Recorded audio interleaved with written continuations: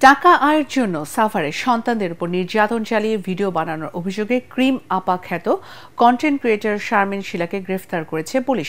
বৃহস্পতিবার রাতে সাভার থেকে তাকে গ্রেফতার করে আশুলিয়া থানায় নেওয়া হয়।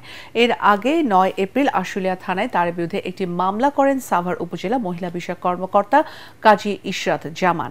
মামলা সূত্রে জানা যায়, বিউটিশিয়ান শারমিন শিলা সামাজিক যোগাযোগ মাধ্যমে ক্রিম আপা নামে পরিচিত।